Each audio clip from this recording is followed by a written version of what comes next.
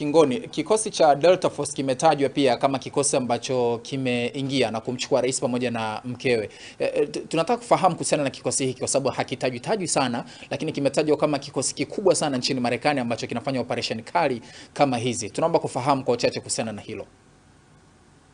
Delta Force ni kikosi maalum cha Marekani ambacho kazi zake kama ulivyosema ni kufanya operesheni maalum, kupelekwa katika maeneo maalum, kufanya uvamizi, kushambulia watu ambao wanahitajika hapa Marekani kwa uhalifu. Kwa hivyo Delta Force kwa sababu ya kutekeleza hatua maalum, ni kikosi ambacho kinapata mafunzo maalum kuliko wanajeshi wote. Ni kikosi ambacho unaweza kusema kwamba kuna Delta Force alafu kuna Green Berets, ambao vikosi hivyo viwili ni maalum kabisa kwa kufanya hatua za dharura, kuingia na kuondoka, sio kwamba wanabaki katika eneo la mapigano. Kwa hivyo Delta Force iko tayari kufanya mashambulio. Tumeona imeingilia Iraq, tunaona ilifanya kazi kubwa kwenda kumchukua Osama bin Laden. Kwa hivyo kazi zake ni mahsus na wanapanga katika eneo lile lote, kama tunavyoona hivi Venezuela walivyojipanga,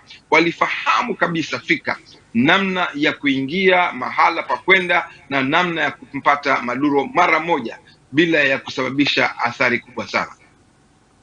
Na nikihitimisha kabisa kutokana na muda wako, je, kukamatwa kwa Maduro kutaathiri vita dhidi ya madawa ya kulevya? Kama kutaathiri kwa sehemu kubwa.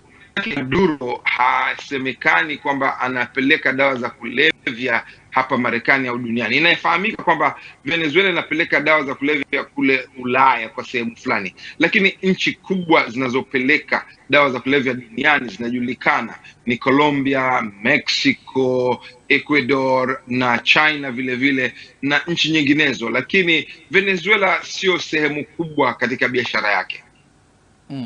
Mimi ni kushukuru sana.